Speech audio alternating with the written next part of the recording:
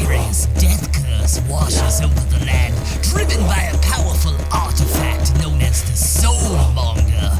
4 would-be heroes have been sent to the jungles of Chult to destroy the cause of this terrible affliction. Vale, the half-elven paladin, who's just now learning of his divinely granted powers. Ubo, the total monk from a distant land, who's as quick with his wit as he is with his staff. Asimar warlock, sent on this quest by her temple, discovering herself in this strange new land. And gunslinger Cole, tiefling artificer and archaeologist who may just dig up more than she bargained for. This motley band of adventurers must work together to brave the poisonous plants, venomous monsters, thundering dinosaurs, and rotting undead of the jungle. Join the omnipotent dungeon master Jake from mtd&d to see if our heroes can find the Soulmonger, uncover the deeper mysteries of Chult, and free the world from the death curse. Welcome to the jungle. Welcome to Chult of Personality.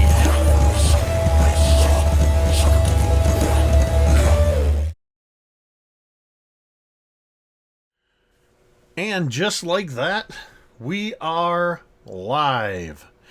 Good evening, internets. It's Jake. I'm Mini-Terrain Domain, and this is mtd&d, Chult of Personality, a Tomb of Annihilation, D&D 5e campaign, where normally we have 4 awesome players. Tonight we are down 1 awesome player due to unfortunate technical difficulties. But hopefully that'll all be taken care of when we return after the first of the year, because this is part 2 of our How the Grung Stole Chultmas Christmas special. I'm not even going to waste time. We're going to get right into this. First, actually, introduce our awesome players. We have, up above me, is Marquise, the stereotypical strider from A Point of Inspiration, playing Gunslinger Cole, the tiefling. And then, kind of up here in the corner, Brady Bunch style, we've got Megan from Dice on Ice on YouTube, playing Berlinia, the Aasimar warlock. Over here to the side, we've got Mike the Piper, playing Vale Istafal, a half-elf paladin.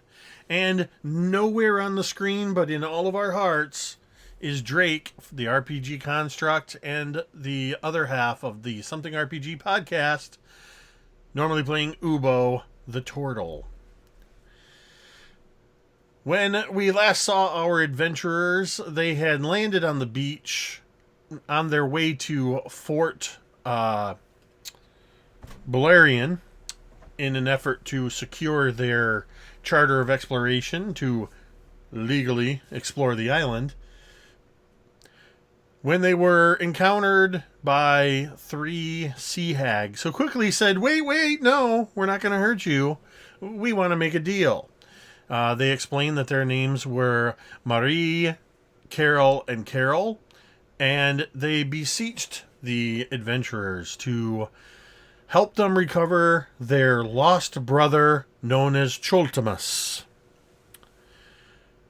And reluctantly, the party agreed to do so. All they know is that Chultmas has powerful ice magic and is somewhere in the jungle, presumably captured by Grung.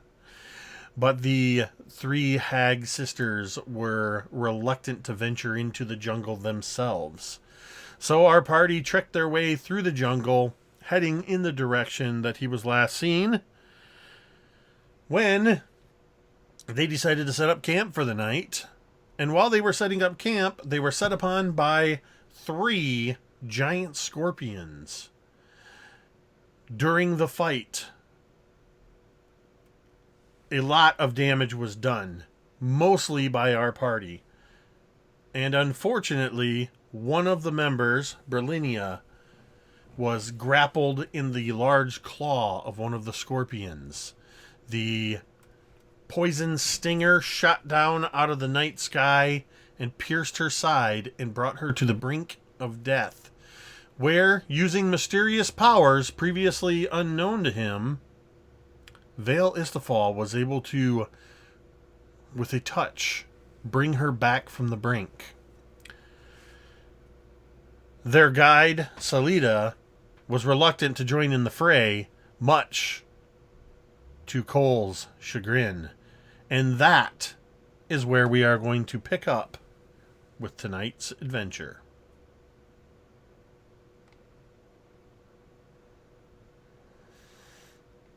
All right. That's exactly where we've left off. The rain is falling in earnest. The fire is sputtering, providing pretty much the only light, as 3 scorpions, giant scorpions, lay dead within 30 feet around your fire. One of them has a severed claw. Still half in the now limp claw, just recovering, lies Berlinia, with Vale still gripping her hand or wrist. Ubo off on the other side of the fire, where he was dealing with one of the other giant scorpions. And Cole up in the tree where you were taking shots at the same scorpion. I turn it over to you. I believe that the last thing that our guide said is that she wants to renegotiate her pay, right? Yes. After helping to kill the last scorpion, she turned to you and looked directly at you and said, I should like to renegotiate our agreement. Cole drops out of the trees amongst the rain and amongst the leaves, and when she lands, it's like a wet thud where her boots sink in and she goes to a kneel. She stands up and she shoots darts, basically she's looking darts directly at the guide. She walks over to her and she has the gun at her side, but it's not raised or anything. And she looks her dead in her eye and she says, "The fuck you will. You're our guide. We pay you to lead us through these jungles safely, not to a place where we get ambushed by scorpions. If I wanted to die out here to fucking beasts and zombies and who knows what the fuck else, I wouldn't have hired you in the first place." You hired me to guide you through the jungles. You did not hire me to prevent the beasts of the jungle from attacking you. For that, you should have hired a Red Wizard of Thay. For all the good that would do you. What is the point of hiring a guide who doesn't protect us as we go through the jungle? If I just wanted to walk through the jungle, I could have taken this map that you've already seen and did it my own damn self, right? I don't need you to walk through the jungle. I need you to tell me where it's safe to sleep and where it's safe not to sleep. Otherwise, people like her get killed. And as you're holding the map out, she kind of pulls at it, not taking it out of your hand, but pulling it so that you're both kind of holding it. And she indicates this large, unmarked swath in the middle of your map. And she points at various spots. And she says, how is this map going to get you through the Valley of Embers? Or around Lake Luo? Do you know where to find the heart of Ubtao? Do you know where the Aldani Basin is? Do you know what is at the base of the Peaks of Flame here on your precious map? What's the point of knowing what's at the base of the Peak of Flame if I die before I get there, woman? Do you not understand that? You hired a guide, not a bodyguard. And a guide is supposed to tell us the safe way to get there, not the way to get somewhere through traps and through monsters and through beasts. I was under the impression that I was guiding adventurers, not school children. She perks an eyebrow at her, then she cocks her head and she takes a step back, pulling the map from her hand, and she says, Really? Really? Really? You see that you are hired by 4 people.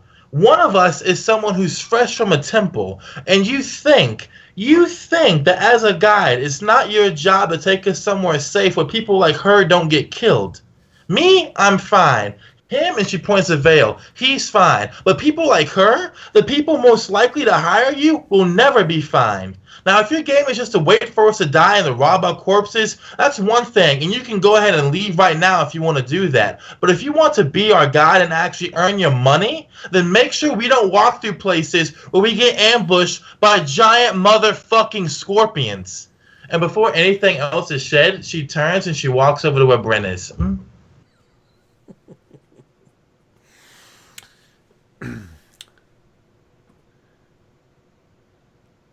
All right, Vale and Berlinia. Vale. Well then, I'm kind of on my knees, kind of sitting on the backs of my feet, and I kind of propped up Berlinia, kind of in the crook of my arm, kind of holding her, still holding onto her hand, and just waiting for her to open her eyes, and just kind of, come on. Come on. Please. And you can see before her eyes open, her mouth begins to move. And it sounds as though she's trying to say something. And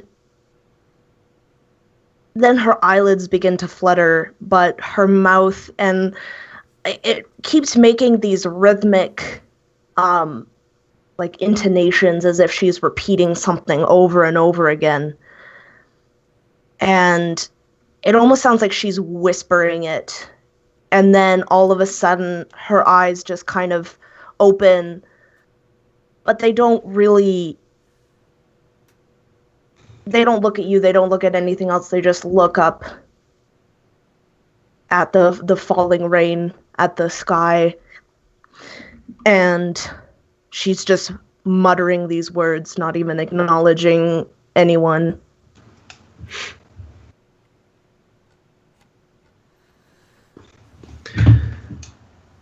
And I'll look down at you and say, well, you're awake? You gave us all a bit of a fright there. How you feeling? And her eyes would like snap to you and just look at you for a moment. And then she suddenly realizes where she is, and her face turns like a crimson red. And she quickly looks away and just kind of sits up, maybe a little bit too quickly, because she kind of tenses at the pain that is around her abdomen from where the stinger struck her. Easy. Don't sit up too fast. Look, are you all right? I mean, thought I come and grabbed you, but looks like you were too strong for any of my help. That scorpion gave you a bit of a sting.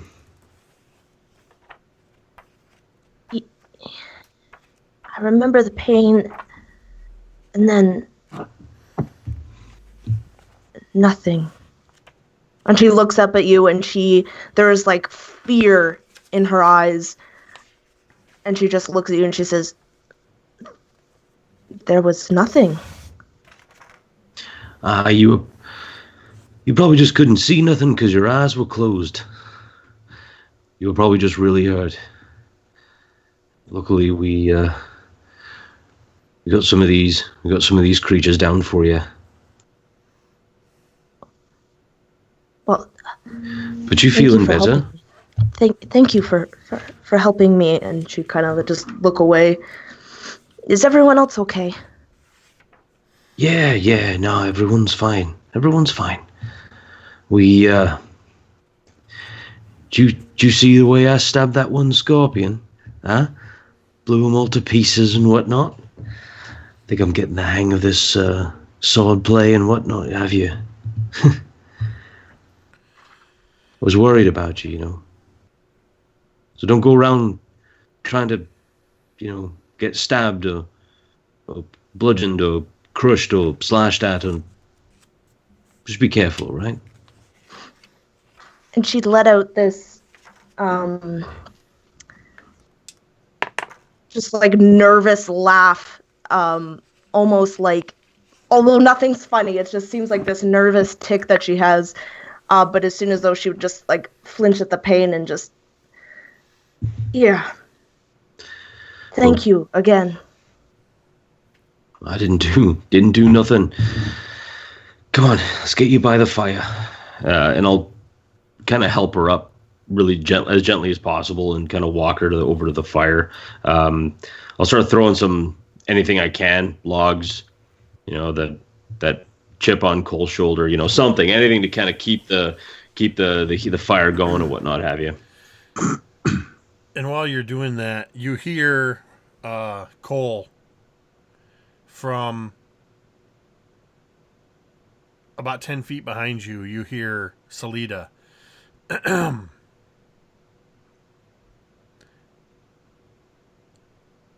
You might want to take a look at this. Cole, who's been standing about 10 feet away from the other two and having the talk, she turns and she looks at Salida. And seeing you not come over, she bends over and picks something up from next to the scorpion that has its own stinger pierced into its back. And she brings it over, and as you get closer to the firelight, you see that she's holding something in her hand, kind of cradling it. I've not seen this before. Perhaps it is a residual sort of magic. And what she holds in her hand is a baby sea turtle Ubo. She holds this baby sea turtle in her hand, the gun tucked in into the crook of her arm, and she's just like, she looks at it and then the Salida, then back at it, and she says, "This is," and then she looks around and she says, "Have you seen Ubo, Salida?" I went over to the scorpion where he had fought, and this was all I found. I assumed this to be him.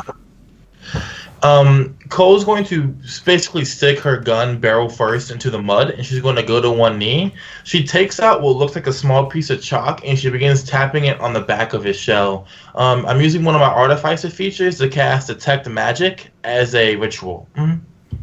Okay. Do I get anything from it? Is it do I get transmutation from it is what I'd be asking. Yeah, you see the transmutation magic, and you're able to tell that it doesn't appear to be fresh. It's weak, and it seems like it's almost like a magical side effect of the earlier in the day, when he was turned into a sea turtle by the sea hags. First blackjack and now you, Ubo. She looks back at the fire, and so she walks over to it slowly. Not sure if Bryn and Vale are still talking. Then she kind of walks around the fire, and she sits on the other side of it. And they'll see the sea turtle in her hand, and she'll just kind of stare at them blankly for a moment. And then she'll say, "This is Ubo."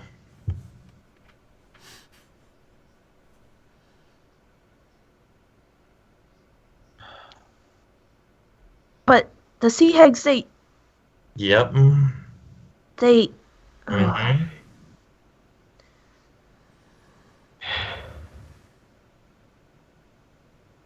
Well, isn't that just lovely?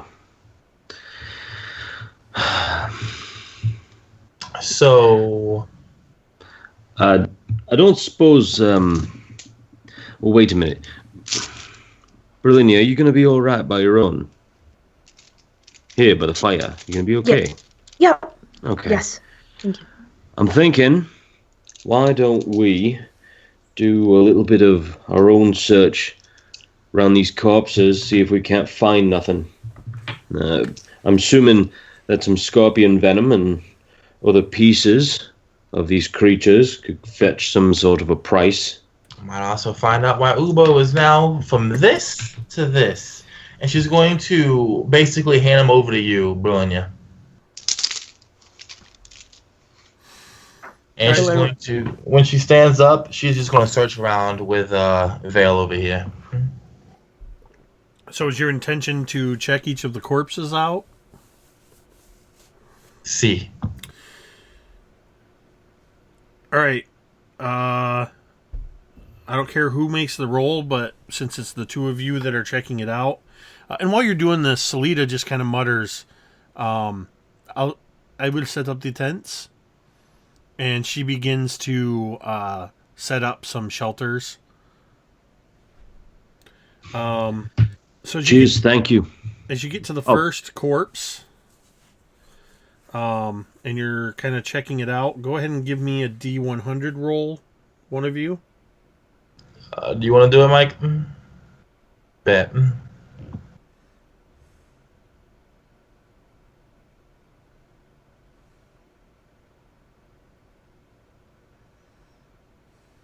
Three. No, that's not 88. Me. 88? Bet. 88. Double 8? An 88? Yep. You find a Tarask. All of you die. Welcome to Chult. All right, since you... This is it? Which one is this? Is this the one that was the closest, the one that had Berlinia? Yeah, probably. Okay. Marquise, I want you to roll a D100. Gotcha. And you want a 41 or better. I fail. Have a 35.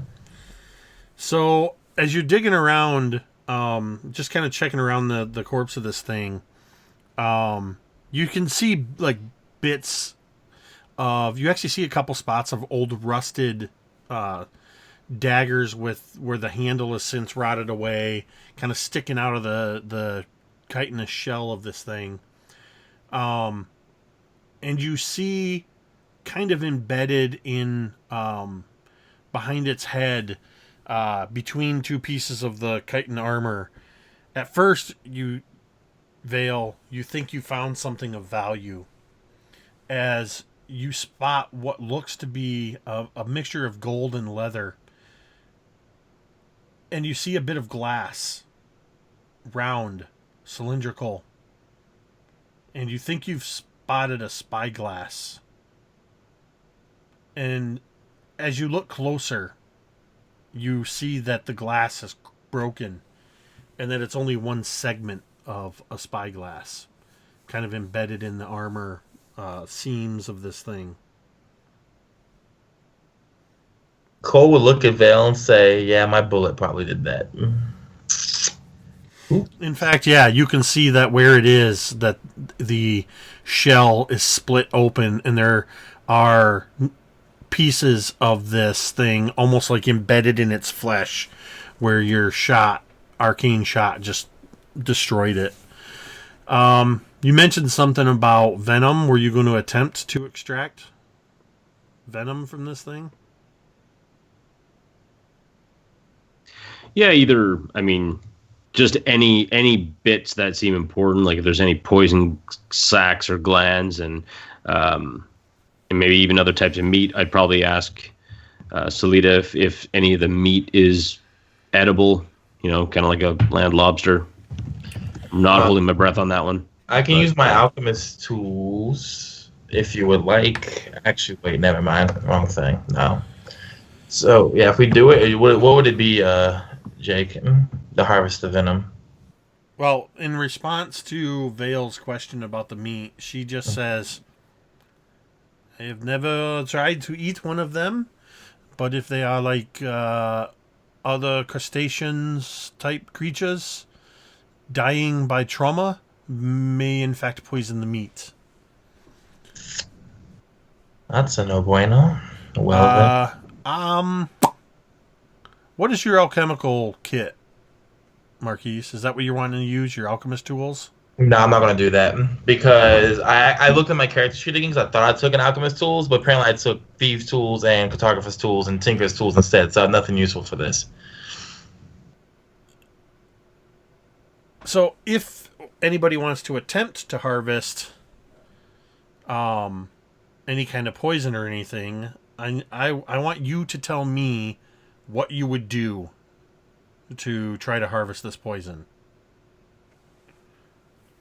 before you. Yes, so you still want to try? Right, well, given the fact that most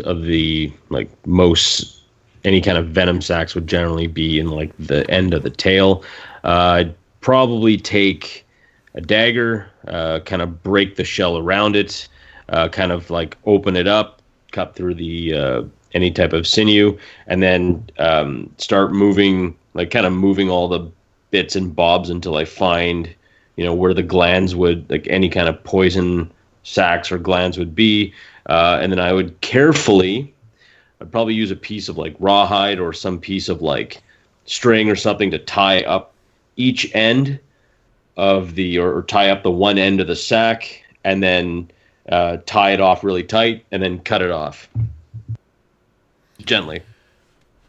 So the gland or the gland, just cutting out, like basically cutting out, grabbing the gland, which is probably about the size of, assuming it's a giant scorpion, probably the size of like a Macintosh apple or at least a cantaloupe or something.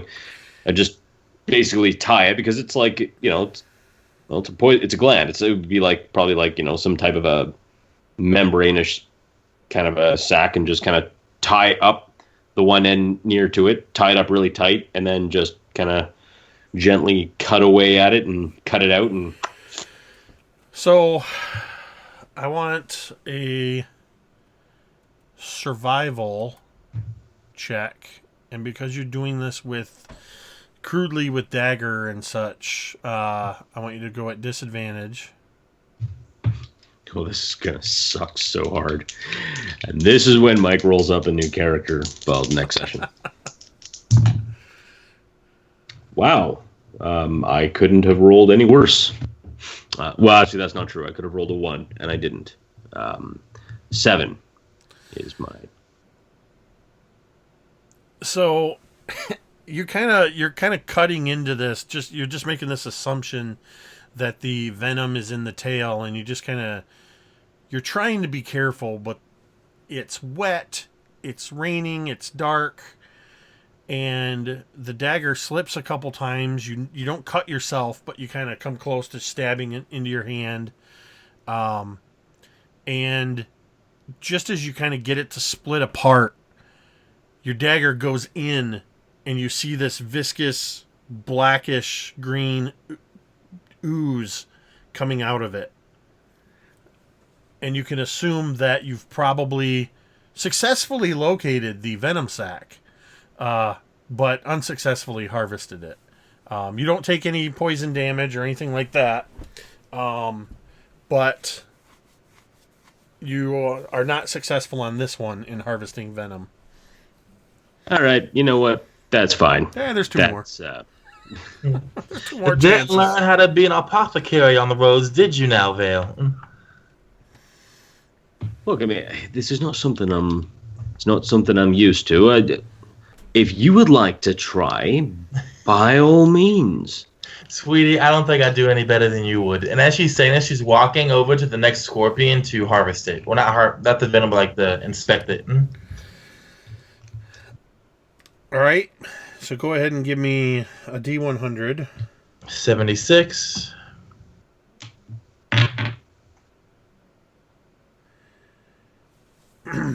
And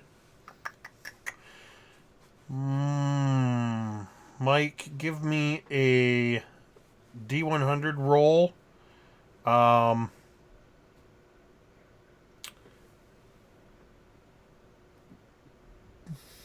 26 or better.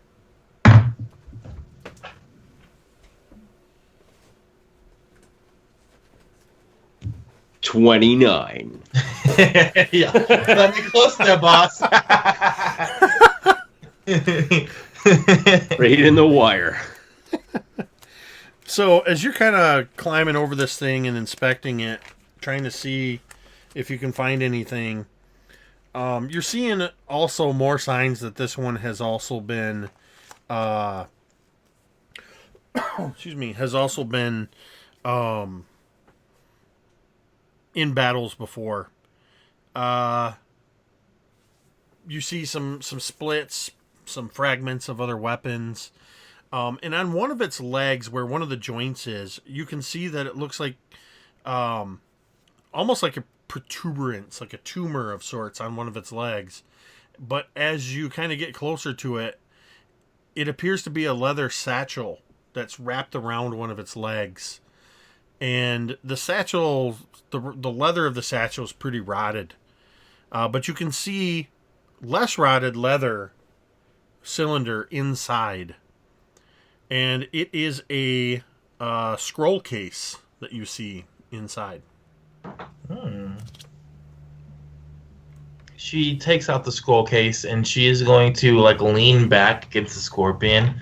As she's like opening the scroll case, she's talking absentmindedly to Vale, who I imagine like is over there with her, like fucking around with the tail again or something like that. And as she's opening and she's saying, "These things were adventurer killers," is what it looks like. Look here. And she shows him like one of like the broken daggers she finds, or like a piece of like the half of like a great axe has been broken off inside this thing. She's like, "These things have probably killed what, 10, maybe 20 people before we killed them." And I'm opening the case too, Jake, in case you missed that part. Yeah, inside the case is a piece of parchment that is rolled up.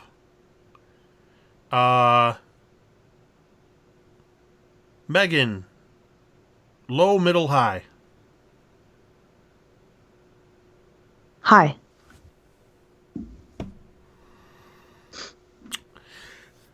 Give me a quick Arcana check. Yeah, it's your boss. Oh, that's terrible. that is fucking garbage. I have an 8.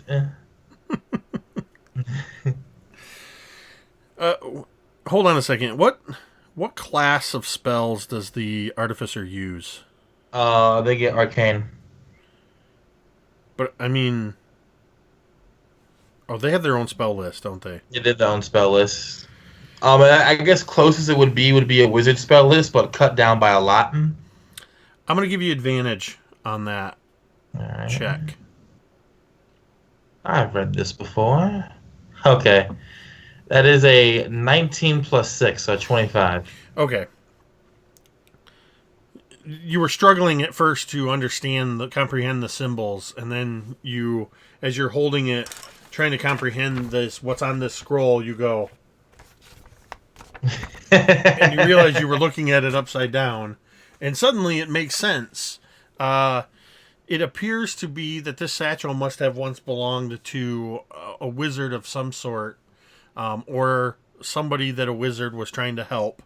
And what you find is that this is a scroll with the sleep spell written on it. Nice. And this is a good point to say that I do spell scrolls a little bit different. This has actually never come up in one of my online games, but any class can use a spell scroll.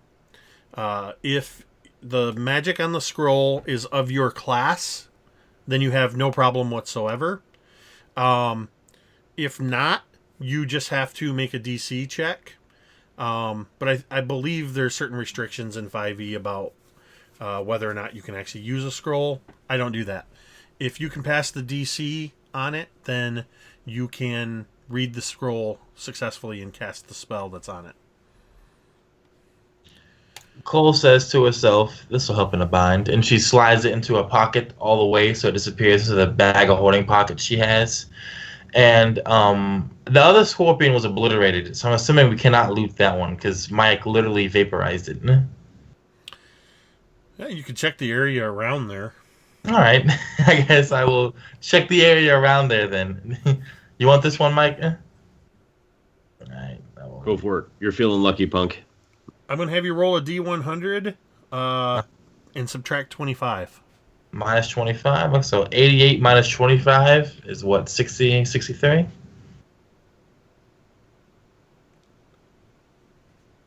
Megan's like, oh, yeah. Thank you, Marquise. So, I mean, it's literally just pieces of this chitinous armor, legs, a single claw, and you find embedded in a tree half of the top half and the spike portion of the stinger. And hanging from it, what appears to be completely undamaged from the shattered remnant of this bulb of the tail piece is almost looks like a bladder, a small sac that is attached to a bony protuberance that is sticking in the tree right now.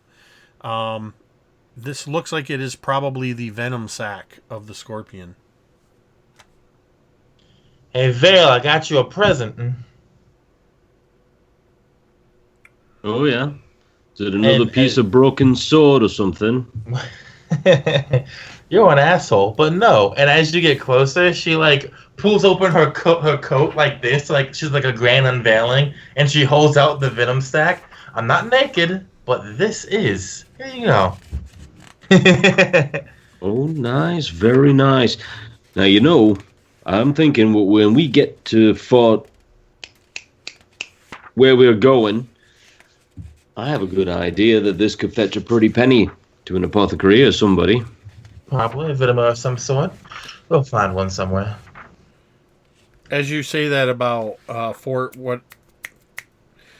just from over by the fire, you hear Salida kind of over her shoulder. Fort Belluarian. Thank you. That's it. Fort Belwari. What she said. All right, then, Vale. And she like pats you on the head after you struggle to say it. She's just like, that's all I can do is just pat you on the head. She would then walk back to the fire where Brillinia is, and she's going to kneel beside her and stare at her very intently for like a very awkward, like 20 seconds. Would you say anything during that time, bro? I think so. As you're approaching Brillinia, you see her. She has like her knees up, and she has like little Ubo just resting on her knees, and she's like talking to him. And basically all he's doing is just like the odd like flipper flap or like head wiggle. But yeah, she's just talking with him. And then when you sit down and look at her, at first she you know when someone's staring and you do like the quick one look and then you look away and then you look again to check if they're staring, and this happens like 2 times, and then she would look at you. It's just, can I do you know how to climb trees? When you were younger, did you ever go out, I don't know, play in the courtyards of temple if they had courtyards? And did you ever climb trees when you were a kid? Do anything fun with climbing? Ropes, ladders, chutes? No. Outside was when we went out, it was strictly for like testimony and spreading the word and healing people. Of course it was. All right. How is your side feeling? Still a little sore, but it'll be. I'll be okay. All right, come with me real quick. And she's going to walk to the tree that she had perched in earlier when she was taking shots at the scorpion. So you throw fire from your hands, right? That's what I was kind of getting when you were shooting the pew pew pow pow at the scorpion, right? Yeah. It would behoove you, I think, and it would ease my mind a lot, and probably Vale's, and probably Baby Ubo's, and Salida, since she wants your payment, if you learned how to climb trees when we're fighting things down here. like I do, so that way you don't get eviscerated by scorpions or eaten by monkeys or, I don't know, something horrible happens again. Uh-huh. Oh, I, I, I, s- I suppose I could give it a shot. Okay. We're going to spend the next... she looks at the sky real quick. She says, like, it's pretty dark right now. We're going to spend the next hour or so teaching you how to climb trees until you're a monkey yourself. Okay? Okay. And then she's going to, basically, from there, I imagine it'll be like a montage of Brill falling out of the tree again and again as she tries to learn how to climb it. And then after that, she'd probably just be like, well, it's a start. By tomorrow, we have it down. Yeah? Why are you doing this? Well, I climb the tree because scorpions can't climb the tree. So you should climb the tree because scorpions also can't climb trees, and because thunderbeasts, dinosaurs, can't climb trees, and because I don't really want to have to watch you get stabbed in the side again and almost die. It's not a very fun thing to watch, I'm afraid. Oh, she shakes her head. She says, "Don't you hate me?" She looks at you for a moment, like for a long moment this time, and her eyes almost kind of twitch, and you get the sense that she's been asked this question a lot in her past. And then she just kind of sighs and shakes her head, and she drops out of the tree herself. She opens her mouth to say something.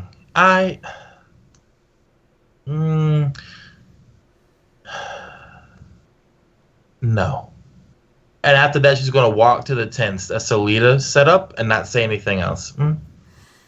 Salida turns to Berlinia and just says, I think she's saving all her hate for me.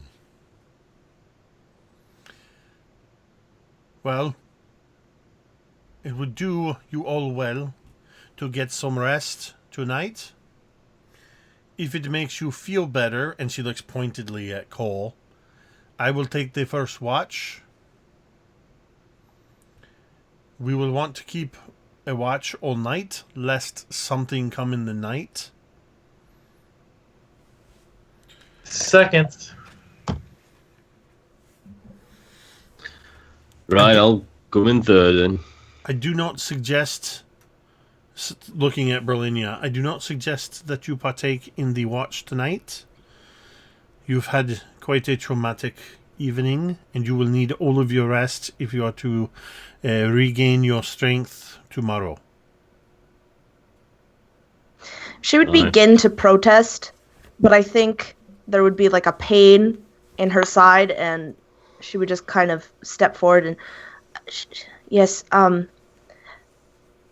just going to go do my prayers quickly. I won't go too far, I promise. I will be right back.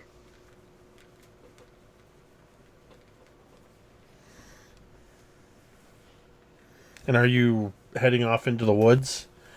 Yep.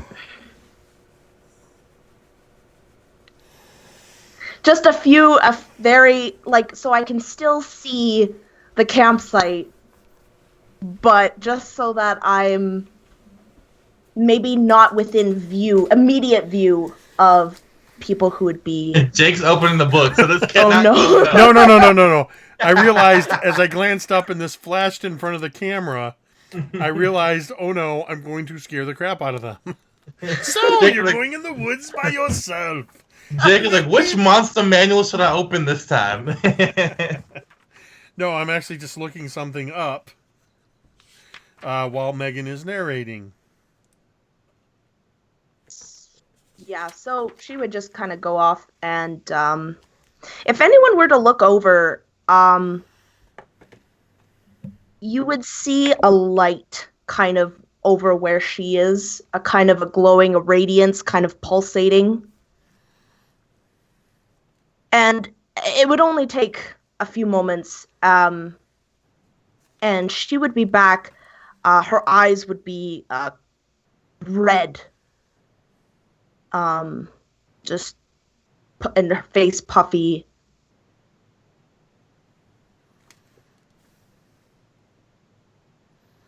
All right, everyone. Have a good night. I'll look at her and ask, "You all right? Something went wrong with your prayers or something?" And she would just shake her head. Nope. We are fine.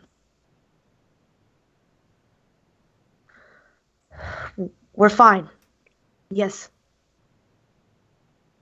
Okay. Well, you just rest. Get some food in you. Well, some sleep. Thankfully, Udo's a tiny turtle now, as that means he won't snore in that weird, totally kind of way. Thanks, If only. Timora. Oh, no kidding. I mean, if only Drake was here to try and defend himself, but he's not, right? So, I mean, the way he snores, it's like it sounds like two bugbears fighting under a blanket for like a really wet piece of meat. You know, it's just like just rumbling away, or it's like or it sounds like a hill giant clearing its nose. You know, when he snores.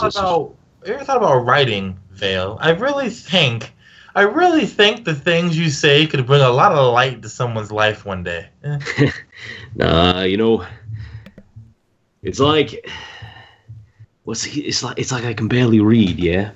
I mean, I can read a few words here and there, and just don't go this way or you're probably gonna die. See, I can read things like that. I don't listen to them apparently. If I'm teaching one of us how to climb trees, I could teach you how to read if you'd want me to. It won't be fun at first, but it's pretty enjoyable, I have to say. Right, so I can read all them fancy spells and whatnot. Maybe. Wait, I thought I heard something, right, when you and Salida were having that very loud and not quite so pleasant discussion. Uh-huh. Did she say something about Ubtao? Her eyes focus on you, and she closes them for a minute, and she says, "Peaks of flame, heart of Ubtao." Yes, that is. Didn't the hag say something to you about Ubtao too? Yeah, right. I mean, I can't remember if it was Marie or one of the carols, something like that. But yeah, no, she said something too. I mean, that was right after she licked me, which is really bloody disgusting. And Strange, to say the least. Salida, what is this Ubtao?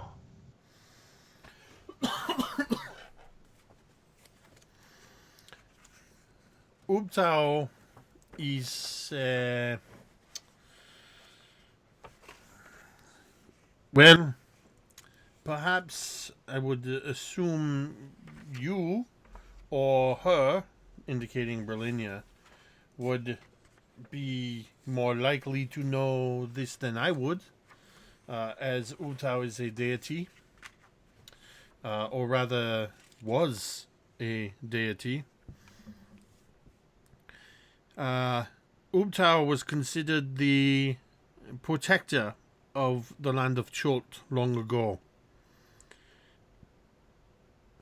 But according to some of the holy ones, the people who follow Ubtao, basically, I think he got pissed off and left. A riveting story. I'm sure there are others that would have more information about Ubtao than I, but I do not put much stake in individual deities. Well then, Vale, if you like, when we get back to Port Nianzaru, I can also do some research for you, along with the other research I'll be doing. If you would want me to. I mean, it's up to you. don't want to keep you from all of your other studying and reading and Teaching you to read. Mm. right. Well, that doesn't have to be it's not exactly a top priority. I mean, I can't read if my eyes have been gouged out or if I'm, dead and shit. Poetic, beautiful, elegant, pleasant. I'm teaching you to read because one day you will write the best poetry this world's ever seen, Vale. Oh yeah, that's what it sounds like to me. As long as it includes the line, as long as I'm not dead and shit. Okay. You think Brill will be all right? Yes, no. I looked at her scar when I sat beside her. It shouldn't be a scar, it should still be a healing wound, so whatever you did, Vale, when you ran over to her helped a lot, or whatever that Asmar blood in her did helped a lot, but if she's a quick learner, she'll live, and if not, this journey is a lot more difficult than we thought it would be. I didn't do nothing. I just held her hand. Just worried. Maybe you got magic hands, or maybe just something watching after her. Whatever it may be, she can shoot fire from her hands. That's very useful. So hopefully things will work themselves out. She could shoot fire from her hands, but she had a hard time building one before. Go figure on that one. I mean, if I knew all she had to do was snap her fingers and we'd have a nice warm fire, well, this would be a lot different and more of a story than I would have thought. Would have been nice, but... Would have been nice, yeah. She's lived in a temple her whole life. I don't think she's ever fought anything before today, and if she has, it's probably just practice. Or maybe she just has, and she's just playing it off for a fool. She could be a con artist, but I'm down with it.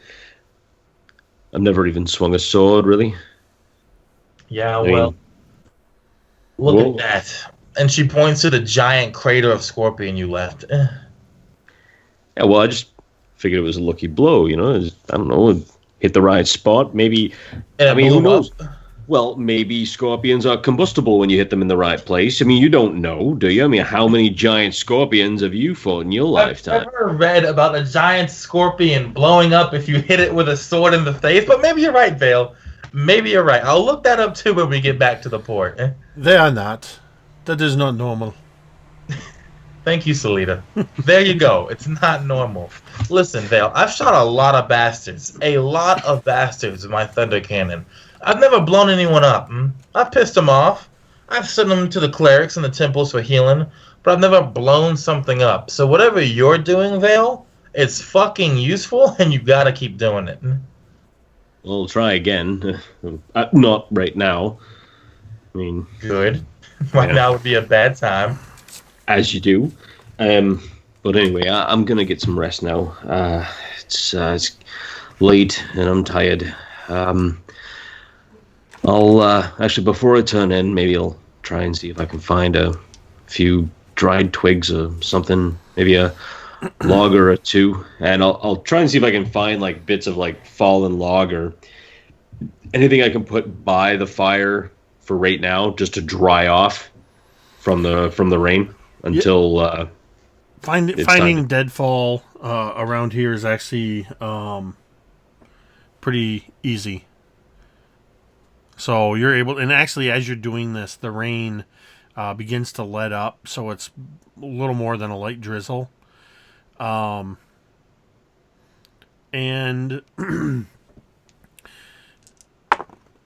as you guys kind of start to wind down, as is typical during, when you're out camping or camping and surviving for your life, the conversation begins to wind down, and eventually everybody starts to drift off into sleep.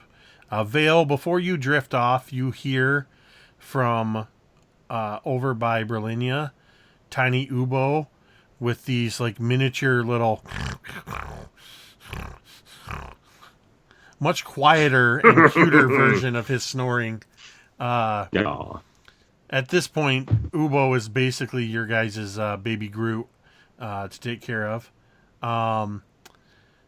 after a couple hours, Selita wakes up Cole, and the watch continues through the night uneventfully.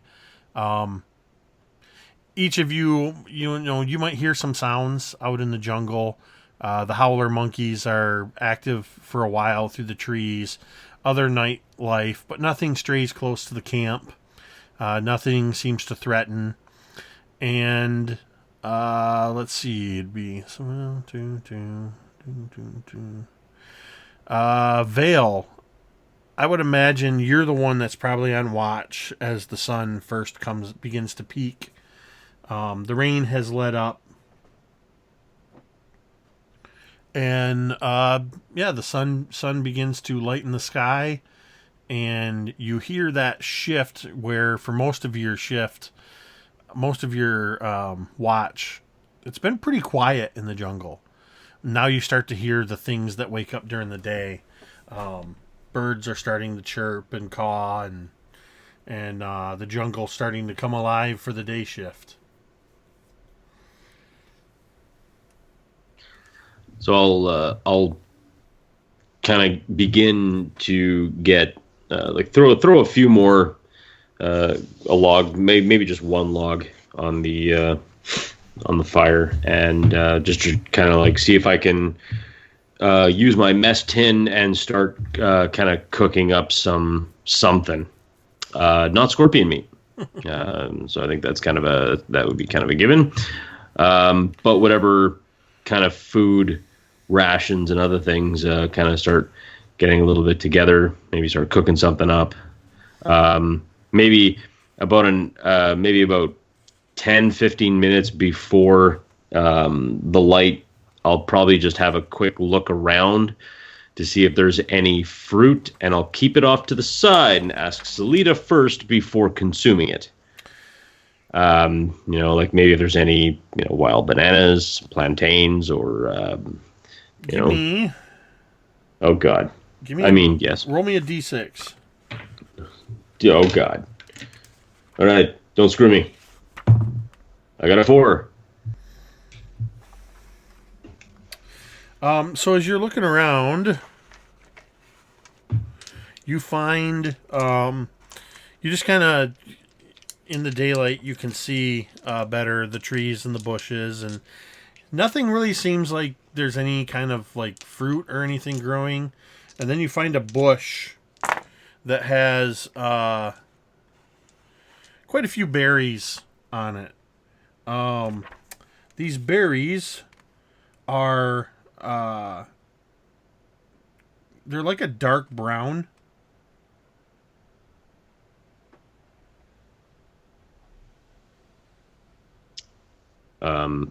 I believe you mean those are deer pellets.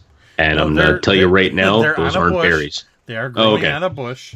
Okay, then it was a deer with a really bad bowel movement. Let me see. Oh yeah. As you're looking, Selita, with quite a case of bedhead, is walking over, and she's kind of stretching a bit, and she's kind of gathering her messed up hair to tie it back with a piece of leather into her ponytail. And she just goes, "Those are cinder berries." If I eat them, is my head gonna fall off or something, or am I gonna choke to death or turn inside out? These berries, they're a bit bitter to the taste, and she kind of takes one from you and pops it in her mouth, and she kind of shows you as she bites into it. And it's not at all unlike a blueberry, except it's brown. And she says it does have a bit of a bitter taste. And once you pick them, they are only good for 24 hours. But keep your eyes on these. You can take these and... Actually, it may not be a bad idea to gather those, and let's all take some. They are very beneficial in the what is the word for? That's me actually trying to figure the word. Prevention. Nice. Good God. For the prevention of poisons and even some diseases. Given the events of last night, I think perhaps it would be a good idea. You can cut the bitterness if you mix them in with a bit of, even with a bit of water. So wait, you just have anti-venom just growing on trees? It's not exactly... It's not going to stop poison. But it will boost your body's ability to fight against the poison. Oh, well. And she counts out the berries and she says, it looks like there are enough here for 2 of you. There are 21, well, now 20. There were 21 berries on the tree. That bitch. She said it takes about 10 of these berries to be of any benefit. Right, well, so yeah, like I said, I'll go back, like I'll drop a bunch off kind of maybe on a big leaf or something, and then go back and try and just start picking the rest as the other 2 are waking up. And yeah, so you're able to harvest enough of these berries to Salida kind of portions them out, and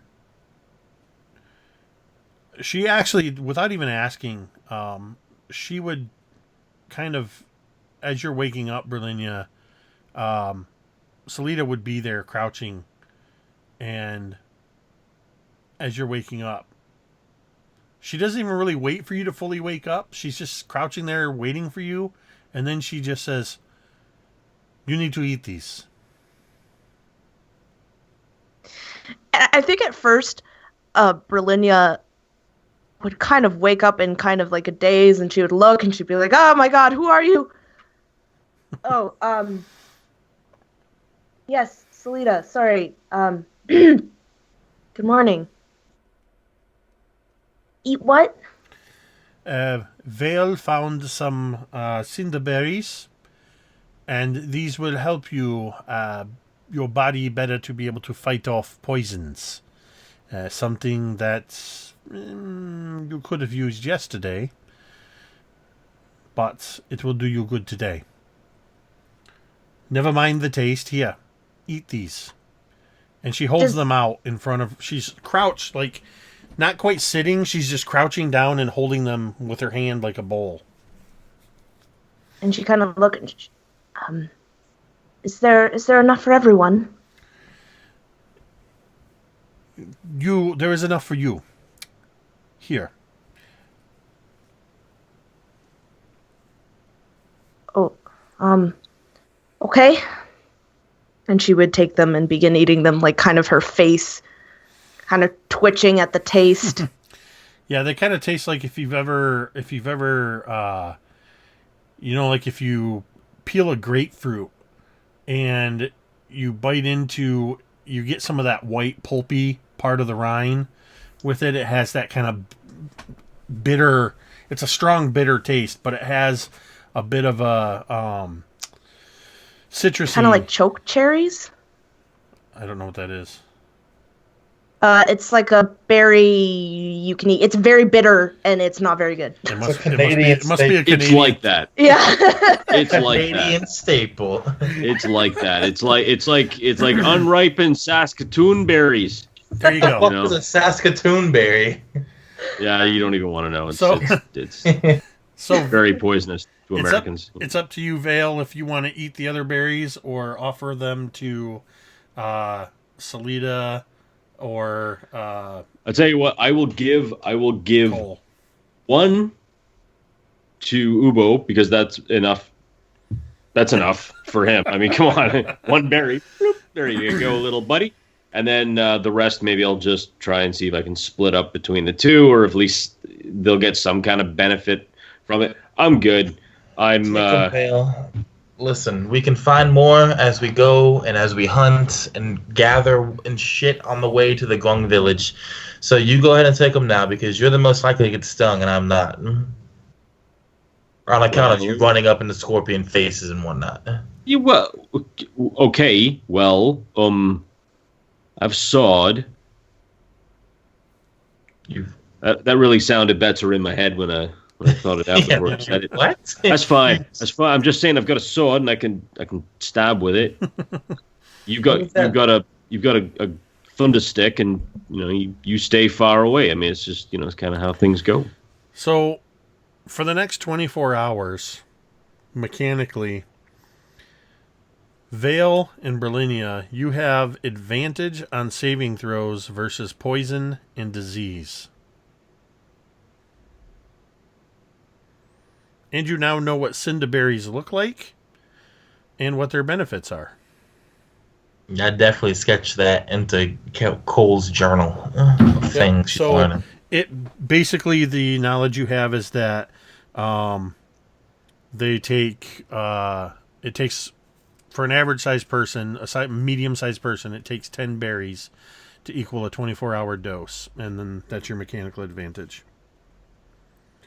And Salida would even tell you, seeing you kind of making notes in there, she would say, "We don't have time to watch this, but if you were to come back,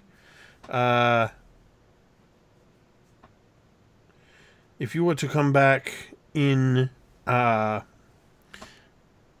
just a couple of months, all of the berries would be replenished year-round." Interesting. They replenish fast then. But you cannot think to yourself, "Hey, I found a bunch of these berries. I will put them in a pouch and save them for days." After 24 hours, they are still good with nutrients, but they are not beneficial in the medicinal way. Useful information, Salida. More of that, and you'll continue getting paid. We should break down camp and continue moving northeast towards this location of these Chultmas, if you are to complete your mission. And she would start to break down the tents and fold everything up, and I'll help. Berlinia, you are no longer, after a full rest, everybody has full hit points. You are no longer exhausted. And it takes you guys about a half an hour to break down camp and get all your packs packed back up. And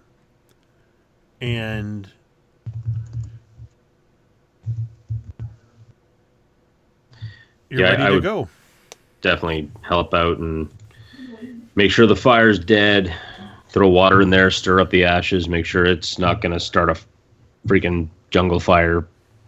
Also helps. I mean, mind you, fire cleanses everything. So technically, really, we could just walk in a straight line if we burned down the entire jungle to go where we needed to go. Cole is going to use her dagger to mark a couple of the trees, just in case something, basically in case the worst case scenario happens, and something happens to Salida, we don't get lost, pretty much. Map or no map. While Vale is helping out Salida, he might notice that he has a shadow. Bryn would be just kind of be near him, and then if he were to look, she'd be doing something else. But yeah, it'd be yeah, a shadow, definitely. And to be honest, hang on. Nope.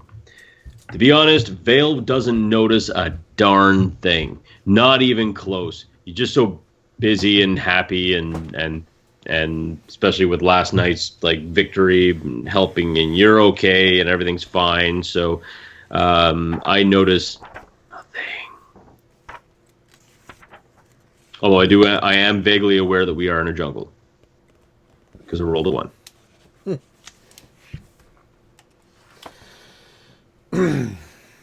The day quickly becomes hot.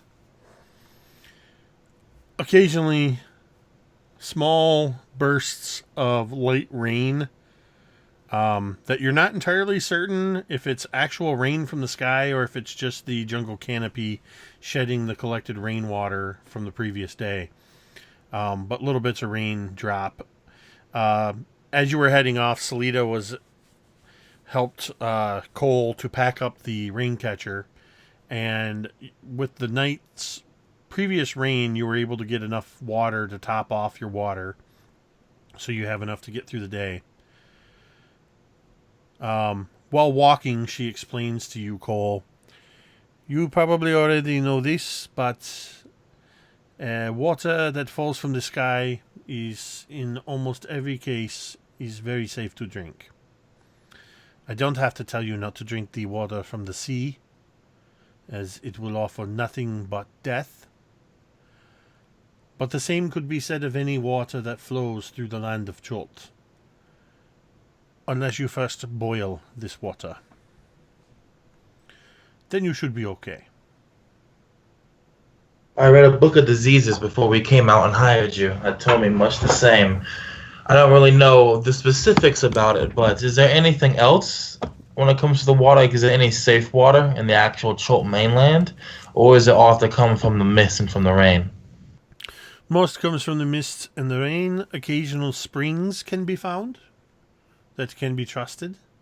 And in almost every case, water that is served in the taverns or by merchants or anybody in Port Nyanzaru has already been safely treated. Noted. Thank you. So you guys are progressing in this general direction, and you can see that to the east that you could see from the beach that there was not really a mountain, not like the peaks that you can see, the smoking peaks you can see far to the south, but enough that it rises up above the tree canopy, and occasionally you can spy it as it grows closer. And about midday is when where did that sheet go? Who would be in the lead here? I guess Colgan, since no one else vouched.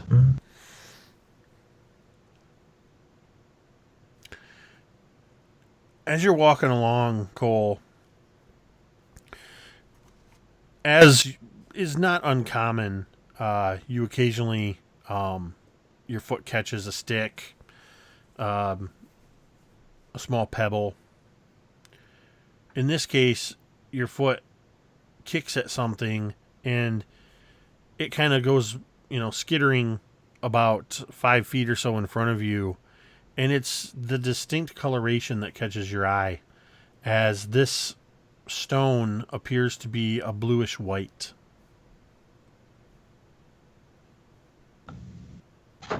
What in the... She picks it up. It is cold to the touch, almost burning your fingers with in the jungle heat and humidity.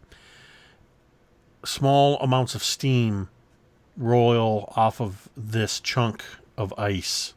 She pulls a rag from her pocket and she puts the ice. Well, she puts it on. She puts the ice on it, and then she turns and she holds it out, hand first, to the rest of the party, and she says, "Looks like we're on the right trail."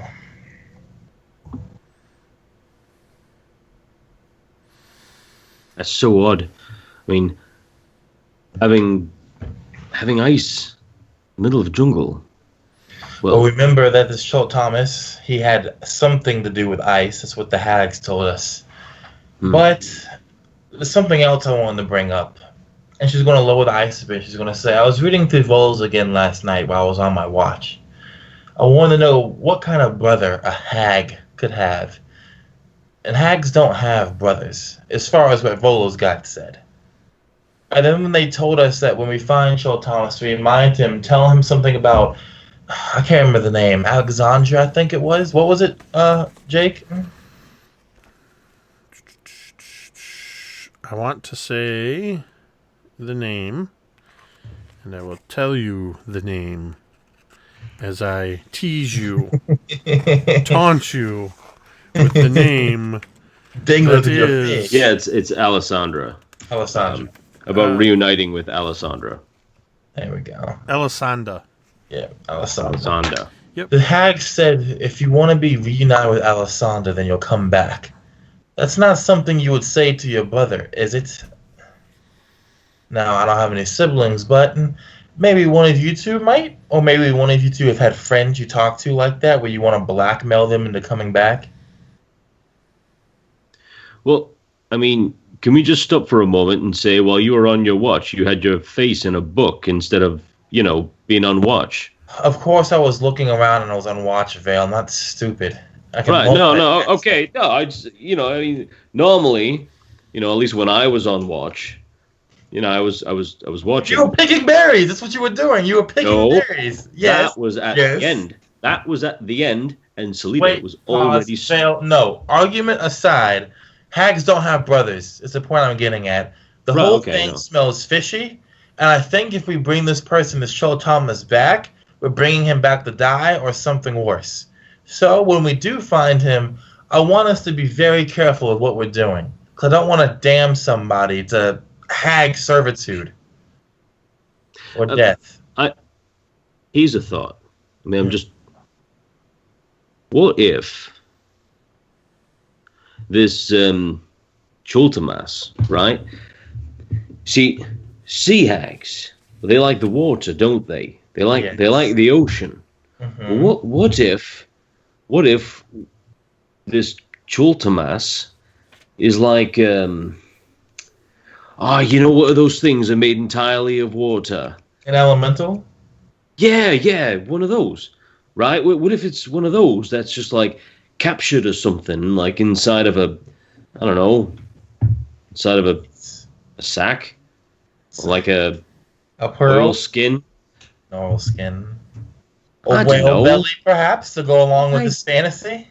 Right, well, I'm just saying that I don't know. But, I mean, doesn't it make sense? Like, doesn't these water elementals, don't they have some kind of magic with ice or something? Why would a water elemental, something made of water, want to be united with a girl named Alessandra? How many water elementals have you met? You don't know. Maybe. You can't say that. Well, maybe he settled down. Maybe he's like, look, I'm tired of ruling the waves. Gentlemen, please. Gentlemen. And lady, yeah, no, I get it. Yeah, I get it. Must be the awns. I mean, I'm not saying, but sometimes. Dale, stop talking. Stop. Yeah. Okay. Sir and lady, Mister, why are you arguing in a jungle? We're in a jungle. Maybe we should just continue? Well, when we get there, we'll be in a frog jungle. One might say a frogungle. I'm walking. And then she turns and starts walking. Vale, when you say that, Salida kind of snorts. Stabs me. As she kind of brushes past you. She just kind of snorts at your obvious bad joke. I deserve that. Still, she was reading while she was supposed to be on watch. I'm just saying. I can hear you, Vale. I wondered, Mike, if you were going to say anything about that. As soon as he said that he was reading on watch. Because not a lot of people know. I know the players here know. But Mike and I both have military backgrounds.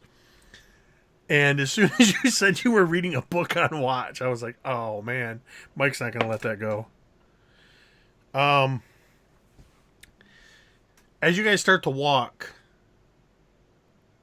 and Cole, as you turn,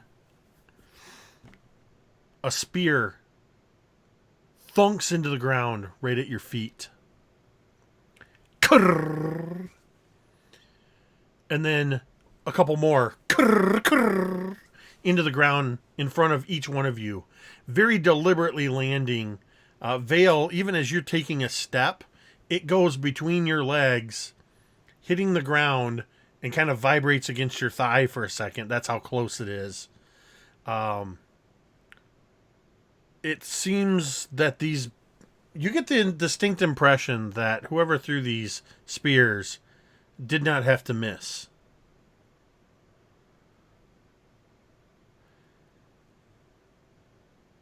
And that's when you can kind of...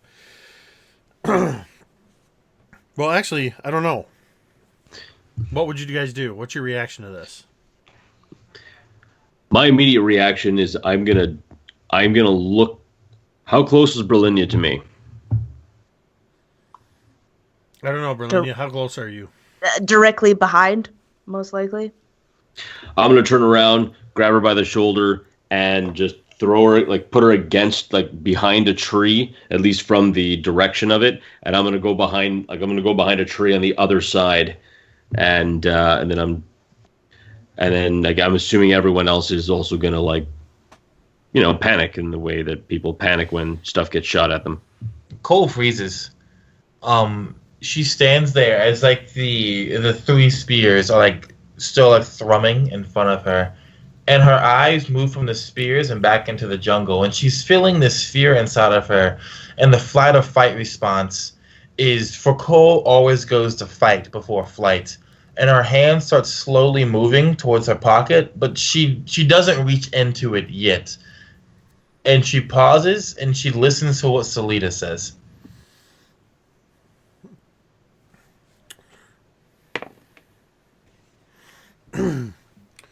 Salida, a spear at her own feet, hasn't moved. She's actually holding her hands out to her side.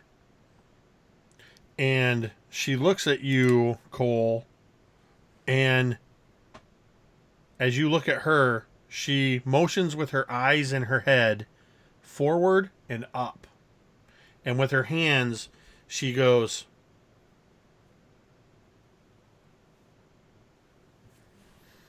And if you all look around, you can start to see, as they begin to shift, almost blending with the foliage of the trees, you see first 2, then 4, then 6, then 8 tiny grung up in the tree. All of them green, with spears and daggers. Do grungs speak common, Salida? I have not yet run into any that speak anything other than their own language. Fan-fucking-tastic. And she drops the ice and the rag to the ground, and she raises her hands as well.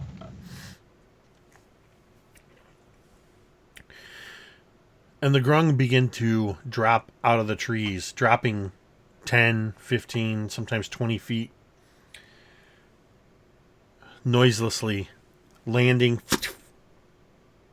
and then moving, holding spears. They encircle you. One comes near each of you, Berlinia and Vale, and starts prodding you. Not actually touching you, but indicating with its spear. As they begin to kind of close in around you, and they're trying to push you guys all closer together. Will you move towards the others, or will you resist in any way? All of these things are probably about 3.5 feet tall. Oh, I'm most certainly going to move in that direction. Yeah, Berlin is also going to move, just kind of keeping an eye on taking cues from Cole and Vale and Salida, just seeing what their action is and kind of trying to copy it. And within moments, you're all kind of ushered into this tight group where you're all kind of within basically within 5 feet of each other, basically in like a, you'd all fit within a 10-foot circle as they surround you. And they're making these like croaking noises amongst themselves, but really low, just almost like, you know, in their throat, just this kind of.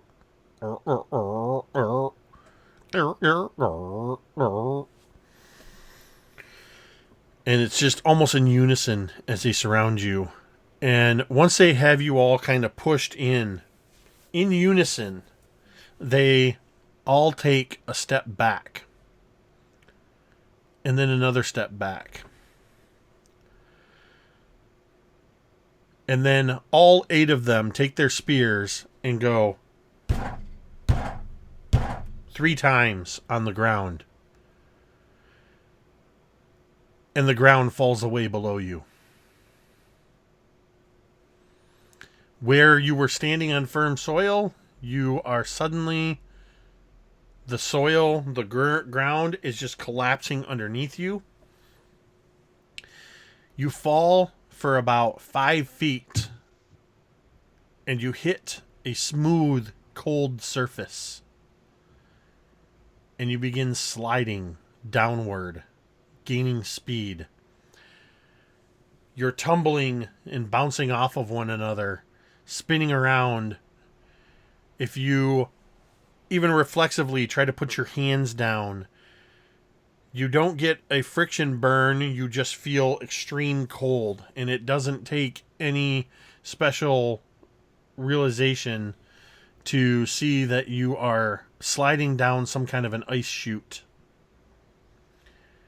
You slide for a good minute, gaining speed, until this ice chute kind of levels out and you slide into snow, where you all come to a jumbled heap in a snowbank.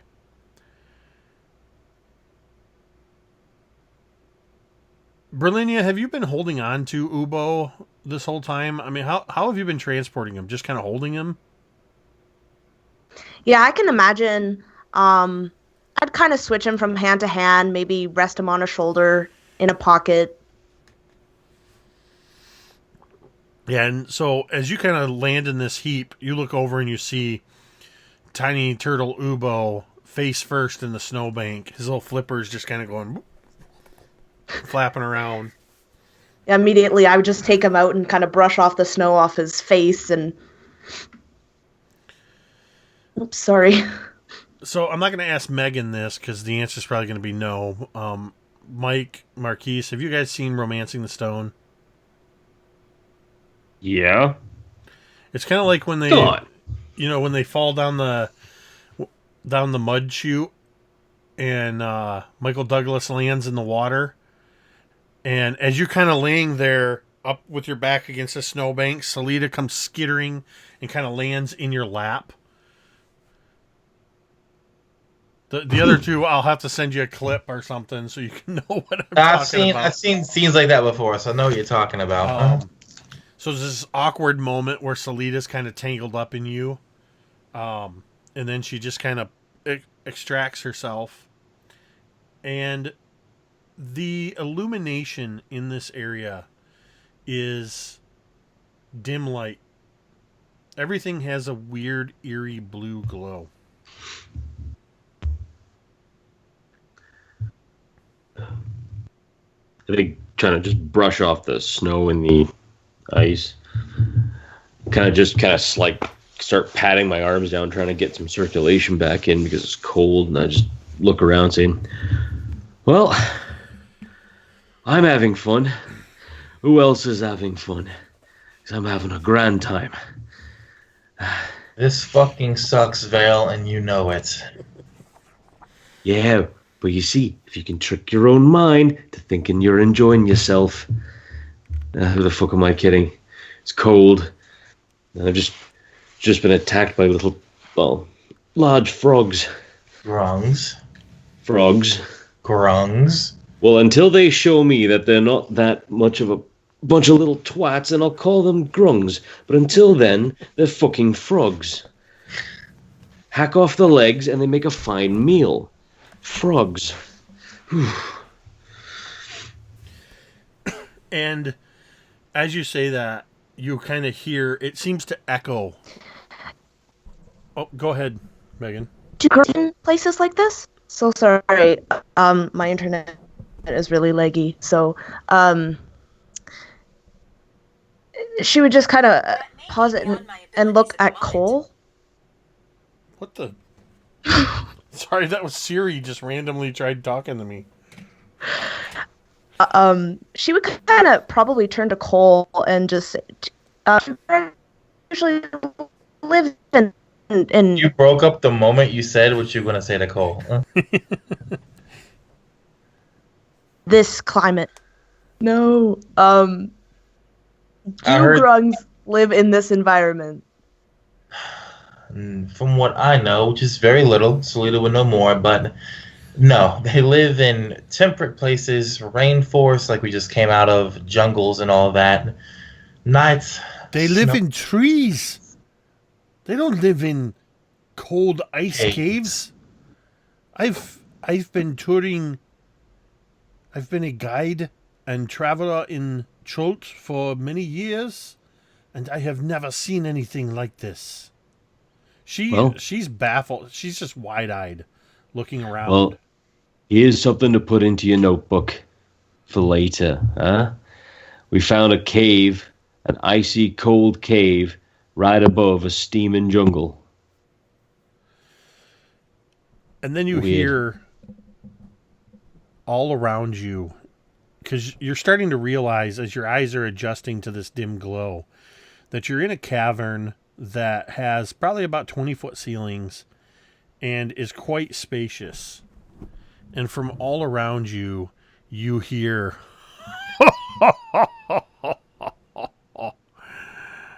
You needn't worry about the little Grung.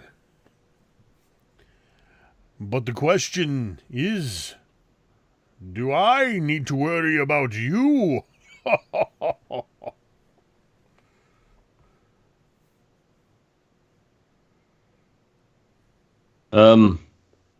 Well, my clearly jovial friend, no. But it would be better to have a conversation if we could, see you.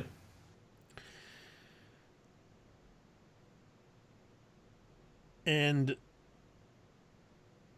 you all are dressed for the jungle. With every passing moment, you're getting colder. The temperature is just ridiculously cold here. Obviously, with ice and snow everywhere. And from around this giant snowbank walks a human man. It's hard to tell his age. He looks like he might be in his 30s, but his hair and his beard look almost white, but with frost, not with age. And he wears leather armors in shades of deep reds and tans, and it's fur-lined. And as he walks around, he's holding a bundle of something. And he throws this bundle at your feet. You all look cold. Please, make yourself warm with these, and I will start a fire. Come, follow me. And he begins to walk around the backside of the snowbank. Are you Chultmas? Chultmas. That is a name I have not heard in a long, long time. Come by the fire, and we will talk. I imagine, was it like cloaks in the bundle, or like children's heads? The bundle is heavy woolen blankets. Dope. Not children's heads. That's good. She No. happy that there's not children's heads in here. She puts the blanket around her shoulders and sits by the fire. Well, this went dark. Thanks for watching, Wow. everyone. Hope you had a great evening, and we'll be back with a brand new. Jeez. This Marquise. episode will be called Not Children's Heads. Directed by Quentin Tarantino. I'll reach in and grab a cloak. I'll grab a cloak for Berlinia and hand her one, and even drape it over her shoulders. Berlinia would just mutter. She'd just say, "Oh, I wish I had my vestments." And she would look over to Cole. No, you don't. Don't you worry. You'll be fine. Besides, he doesn't seem like that bad of a person. But if he gets out of hand, we'll stab him. You just Besides- hear, in reaction to that, you just hear. And the cave begins to glow a bright orange as a roaring fire is brought to life. There is an area with logs set up like seats, and several logs have been fashioned almost into like a throne that he now sits upon. Come, I promise I won't bite. Please warm yourself by the fire. Your lips are practically turning blue. And tell me, where did you get the name Chultmas? Well, Right, well, you see, what? we spoke to these people, These sisters. these women, you might even say. You could say Yeah. they were pretty feminine in a manner of speaking. Yeah, no, yeah, Love yeah, the yeah. sea. Right, Love yes. Loved it. Like, if they could just live in it all the time, they would. And it would make them old and kind of slimy. And wrinkly a bit, but yeah, no. They were asking about someone named Chultmas They wanted to see if we could come. and speak with you about perhaps Go you could. back Yeah, right? to Exactly. the sea, where it's nice and you could fish. And we talked to 3 sea hags, and they want us to come bring you back. Thank you for not dragging that out any longer than it had to. This is most peculiar. I do not know any sea hags. But Do you know once- how? Oh, go ahead. Once, long ago, I was known by 3 sisters as Chultmas. For by that time, I was using the name Thomas. You guys are breaking apart at my puns. Hold it together, man!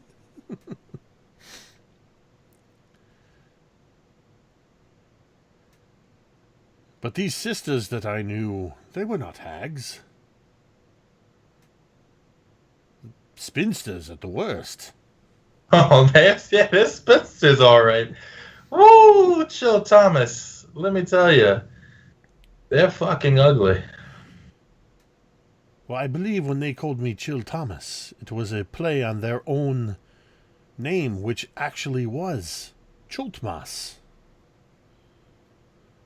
As they came from a line that had been in Chult since before Chult had a name. And they took this name at the beginning of the civilization. And their family persisted for many, many years. But it's been nearly 100 years since last I saw them. What are you? Well, I'm a man. Men don't live for 100 years. Well, I'm no ordinary man, as you can perhaps tell as he indicates around. I hope my Grung guardians did not harm you in any way. They seem to make it out to be that you were kidnapped and held by these Grungs.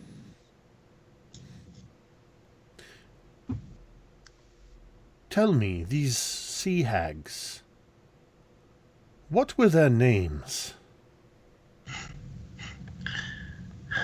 Mary. I fear I already know. Mary, and she looks to Veil for the next name.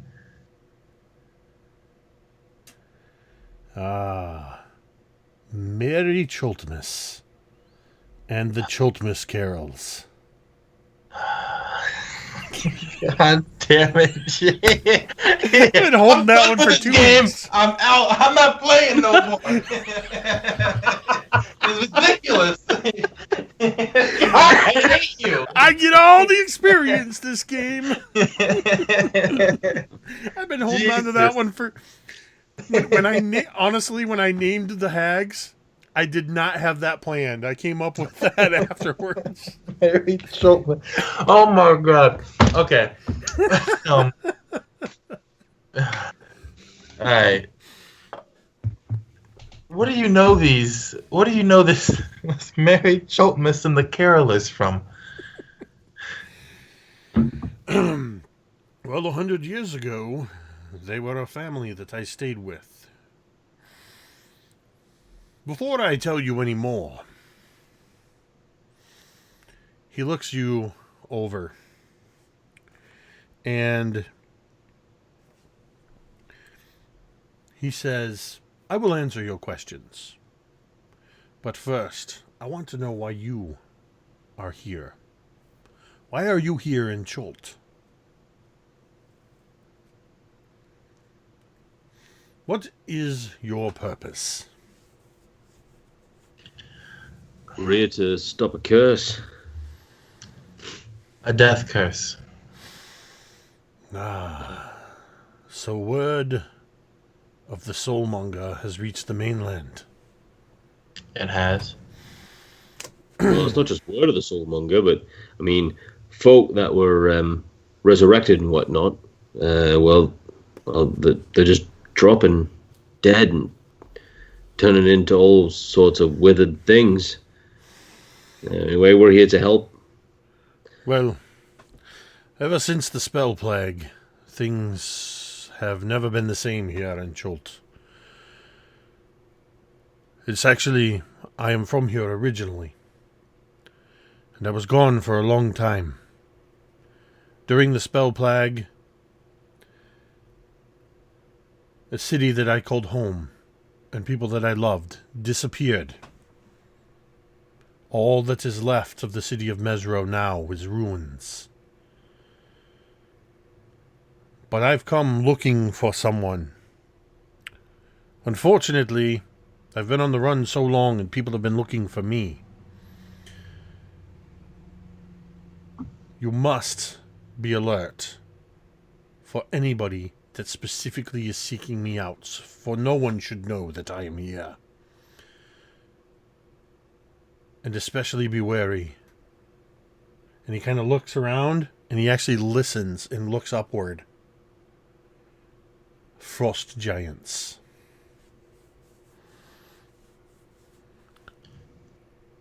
There are frost giants here in Chult. You what? Go on. They're looking for you. Well, they're looking for... And he holds up his hand and removes a mitten. And there is a ring that appears to be made of ice on his finger. And he says, My name is not Chultmas. I am no brother to these hags. I knew them once in life. Perhaps something has twisted them into something evil. My name is Artis Simba, and I am the current keeper of the Ring of Winter. Should I do a history check on that? Yeah, anybody can do a check on that if you want. Oh, wow, okay. I got a 19 plus 6 against a 25. So you've heard of Artis Simba. The mentions of him go back to before the Spell Plague, over 100 years ago. He was actually once a member of the Harpers. And he was actually a pretty renowned adventurer. But he seemed to have disappeared after the events of the Spell Plague. There were some rumors a few years ago that he had been seen far to the north. There were some incidents with giants far to the north. And his name was kind of mixed in with some of that stuff. But even at this point, a lot of that's still rumor. And this is pretty much the extent of what just information you've picked up along the way. Do you know anything about the Ring of Winter, since he kind of like grandiose presents it, or no? Yeah, with that role, you would know that it's a you know it's a powerful artifact that the ring supposedly has the power to bring about the end of the world. Zop? I mean, that's all. Cole kind of like leans back, and then she leans back forward and she says, "The Simba? The Ring of Winter? You're a legend, you know that, right? And what you hold on your hand is a legend too." I'm well aware of who I am and the reputation that precedes me. You see, when I left long ago, I left behind the woman that I love. She stayed to protect Mesro. But that was long ago, and I can no longer wait, so I've returned to Chult. Unfortunately, the giants, and it would seem others, have learned of my presence here. If the giants, I believe, are east of here a couple days, attempting to hide along the coast, behind the mountain. Coming by sea, it does not surprise me if sea hags are aware of their presence, and have learned of my presence here as well. It is my hope that I can find the ruins of Orlunga. I am looking for Saja and Baza in the hopes that this creature will help me to reunite with Alessandra and find Mesro again. I also have an interest in seeing an end come to this soulmonger. But I have much to do before I can focus on that. If you are truly here to stop the death curse and the soulmonger, I can help you in your quest, but not at the moment. If you would like, I can send my companion with you to join you on your journeys until I can join with you at a later time.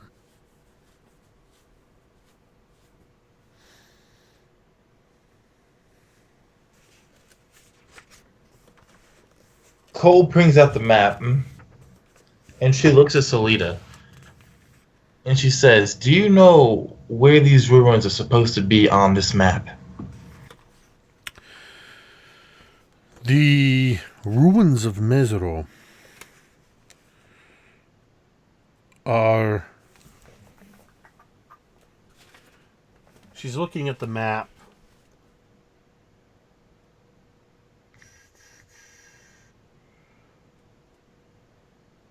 And she says, if I recall correctly, the ruins of Mesro are perhaps a week or so south of here. Or rather, she says, not he.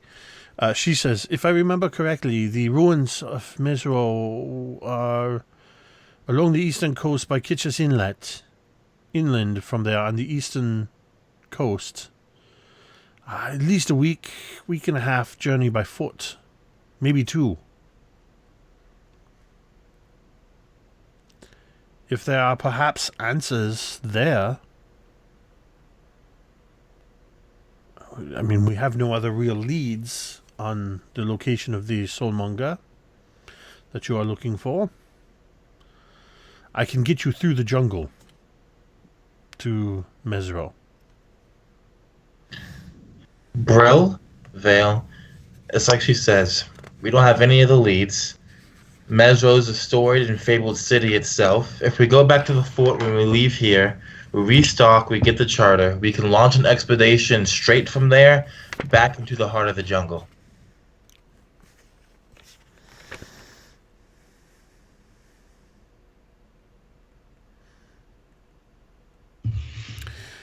Well then. Vale, give me a perception check. Oh boy. That's not garbage. Is perception mine? No, it's not. All right, so that's a 17. You catch a strong scent of ham.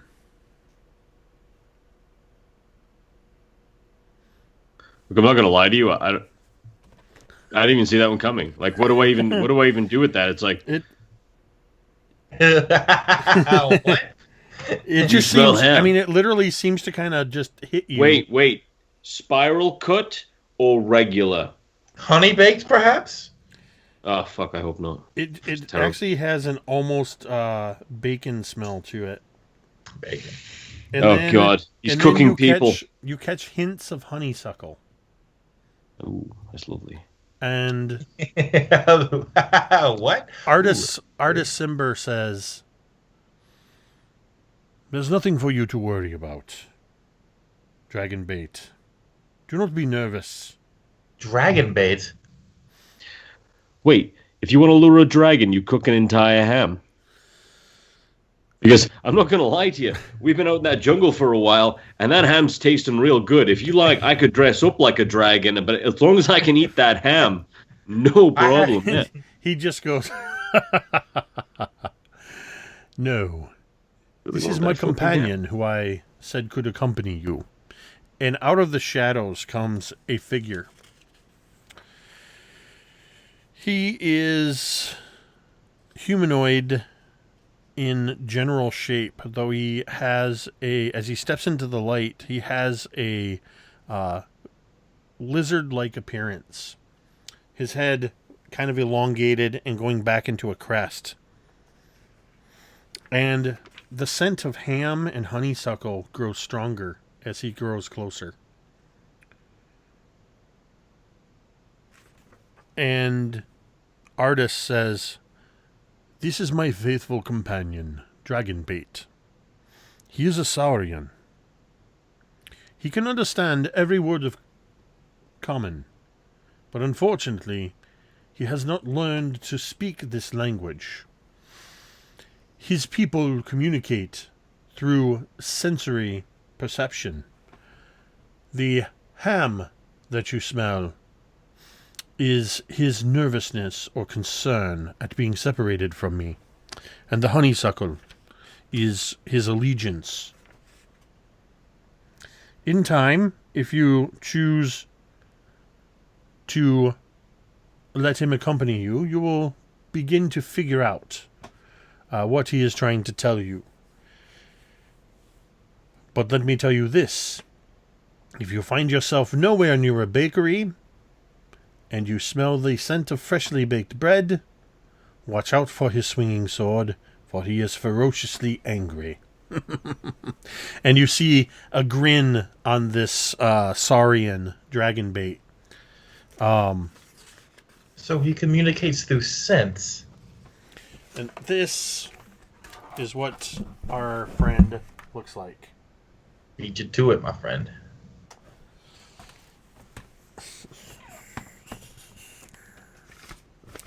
So, like, I suppose if I just wanted to have a conversation with him, I just, fought.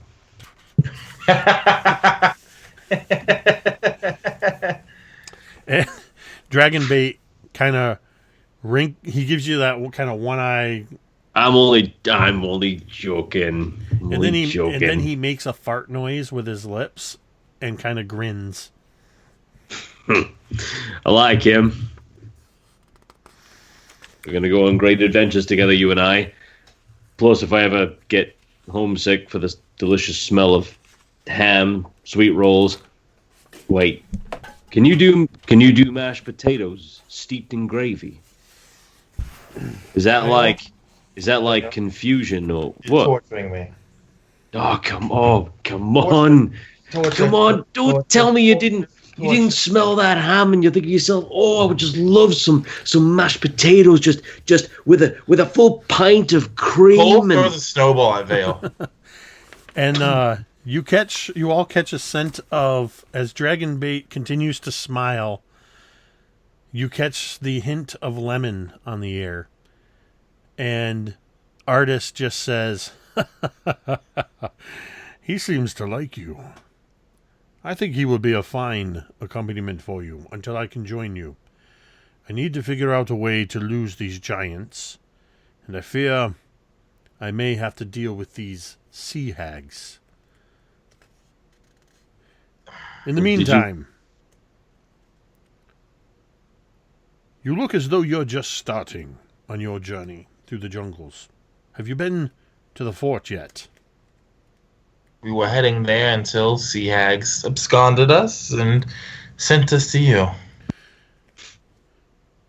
If you take these tunnels, not a lot of people know about them. You will not have to fear of any of the jungle creatures, and you can make the journey in a third of the time, unmolested through the jungle. But That would be quite helpful. I do not want you to go away empty-handed. For, in the spirit of the legend of Chultmas, I have gifts for you. And he pulls out a large velvety bag.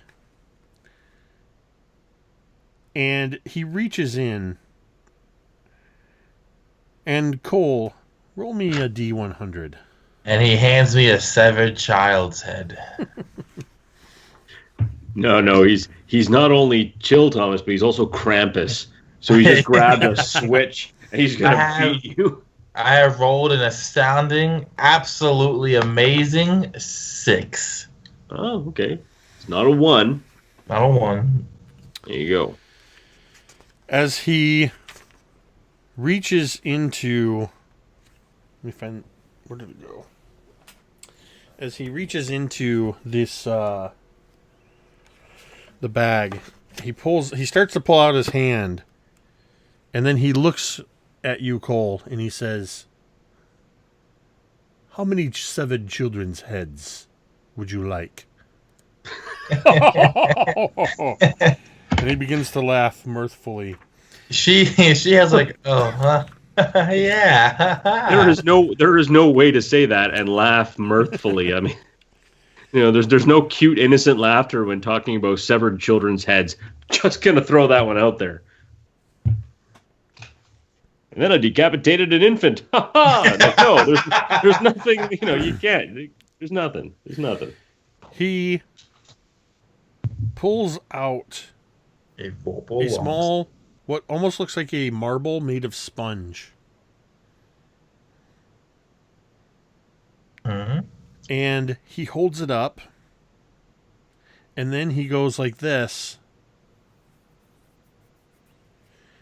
and turns his hand over, and there are 5 of these suddenly in his hand.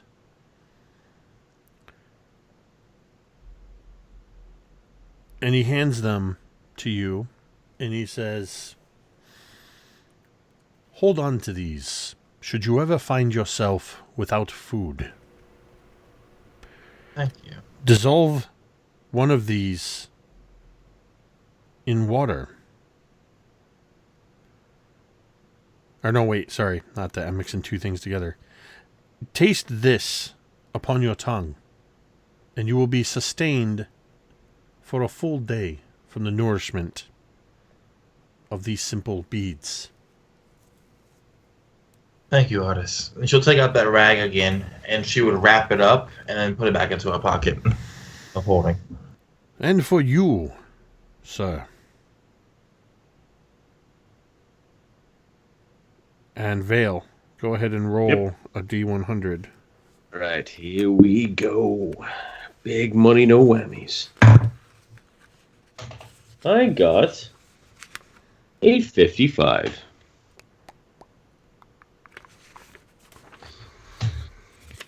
So he reaches into his bag. Boots are flying.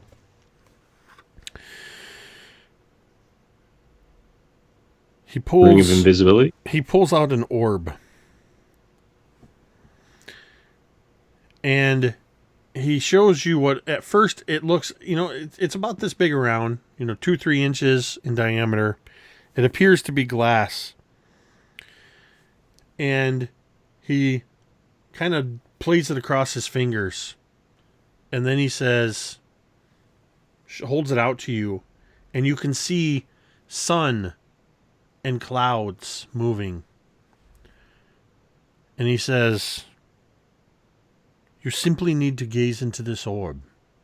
Anytime you are where you cannot see what time of day it is, such as above, or if you are deep within a dungeon, or plunging the depths of some ruin, this will tell you whether it is morning, afternoon, evening, or nighttime.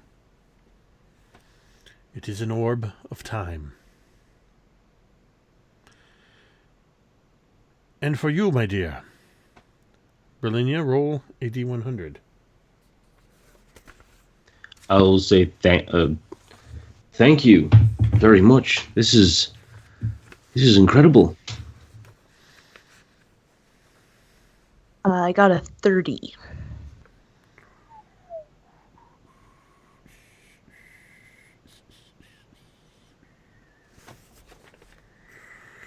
As he reaches into his bag, he pulls out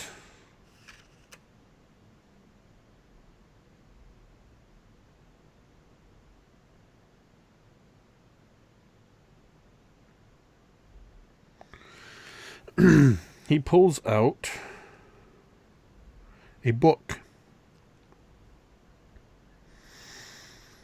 This leather book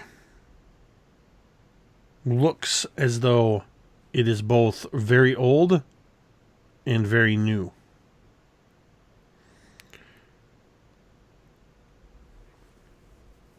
And he says, nothing yet has been written upon the pages of this book.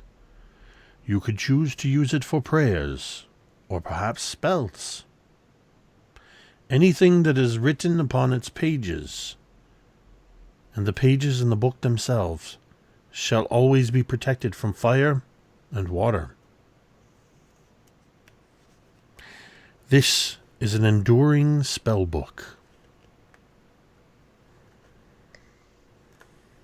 Erlinia can't help but show her excitement at getting this, since her prayer book got lost in the water when she flew in there. So she just takes it, and then she just starts looking at it, and she looks at him, and I don't know how I thank you.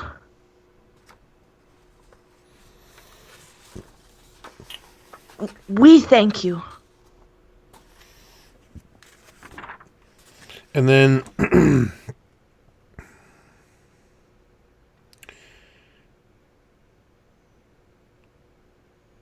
he reaches into his bag once more and he says,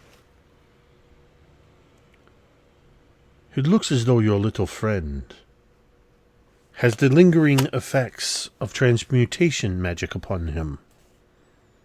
And he looks over at Cole. "Perhaps from your encounter with the hags, yes?" Most definitely. "When he returns to normal, give him this." And he pulls out what looks like a foot-long piece of rod. And then he goes, just kind of gives it a motion, and it extends from both ends into a 10-foot pole. "Perhaps you will find this useful," as he collapses it back down again. And I'll make a note that Ubo now has a pole of collapsing. Every one of you rolled wondrous items. And for anybody interested, those were all new common items from Xanathar's Guide to Everything. As Chultmas, otherwise known as Artisimber, has bestowed gifts upon you with the promise to join you in the future, and has offered to send his companion Dragonbait with you. Ooh, smells like delicious pork byproducts. So, point to note: first, get him really nervous, and then make him really happy. So you get your ham dinner, and you get like a little lemon sorbet for dessert. I hate you so much, Mike. I hate you. Everybody, roll me perception. This is when the hags attack. Ooh, it's not bad. 21. 13. 17. Yarg. So Vale doesn't notice this right away, but Berlinia and Cole notice as the chute, there seems to be some commotion from the chute that you all slid down. And as you look over, you see first 1, then 2, then 4, then 8 dead Grung sliding lifelessly down the chute into the snowbank. And Artis leaps to his feet and he says, "They found me." And then you hear this grating sound from echoing through the slide tunnel that none of you have a frame of reference for what this could be. But to be anachronistic, to give you as players a frame of reference, it sounds like ice skates carving up the ice as 3 bedraggled women come sliding down, their claws dragging along the ice as they control their descent. And they all end at the bottom of this chute and prepare to attack. An artist quickly looks to the 4, 5 of you, counting your little sea turtle, and he says, "Fly, you fools! I will hold them off!" And you see him, as he had placed the mitten back on his hand, you see him pull the mitten off, and he holds the ring out. And what looks like a stone begins to grow from the end of the ring as he thrusts forward towards the hag, and you see this massive ice sphere shoot out from the end of his ring towards the hags, exploding, shards of ice hitting the hags and sending them askew. He points towards the north side of the cave, and he says, "Dragon bait! Take them to safety! These hags will not leave here alive today." And you smell a scent of roses, more honeysuckle, and just a hint of baking bread as Dragonbait looks confused, not confused, but hesitant to leave his friend. And then he actually physically grabs a hold of Berlinia's arm and starts to pull you towards the north. Will you all follow Dragonbait out of the cave?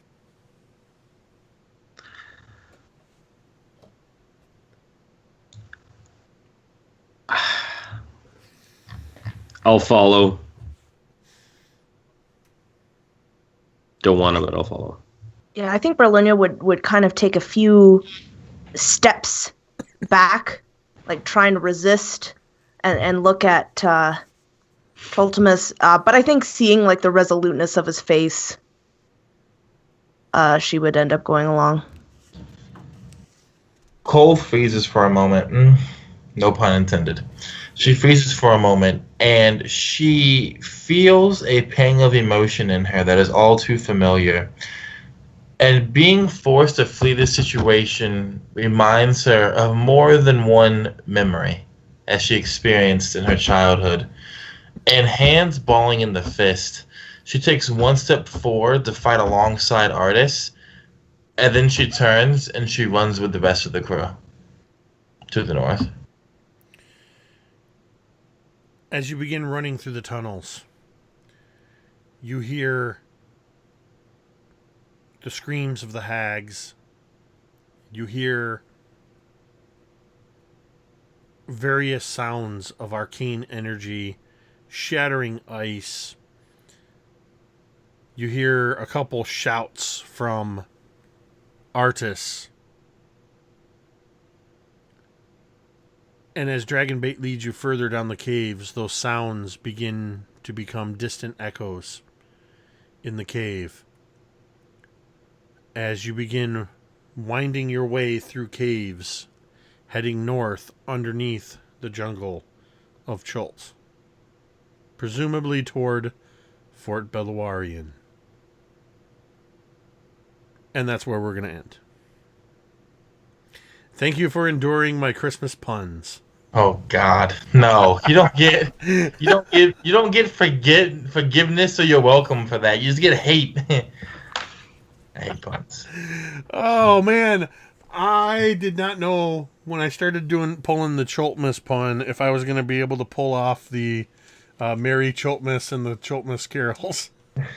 I hate it so much. That just kind of fell into place. The carolers. Honestly, the reason I named them Mary, Carol, and Carol was a play on the old Newhart, Larry, Daryl, and Daryl from the old Newhart TV show. And it was only later that I realized, wait a minute, Merry Chultmas.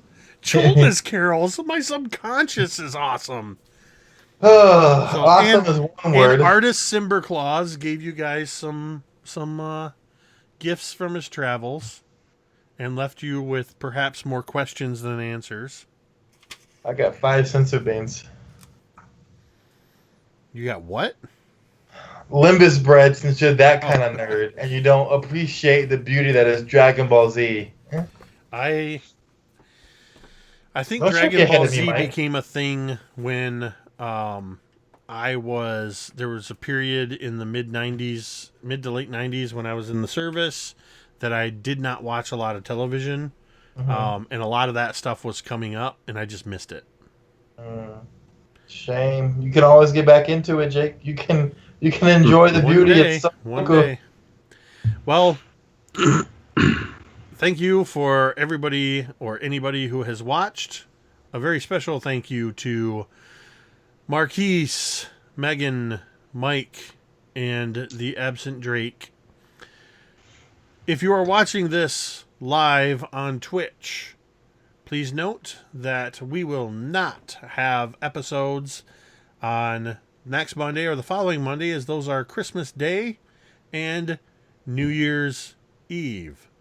We will return 3 weeks from tonight, continuing without Christmas puns, as our players travel through the jungles of Chult, and hopefully Drake will have his internet stabilized, and we'll be back at it with episode 6 of Chult of Personality. Thank you everybody for watching. I've been Jake. This has been mtd&d.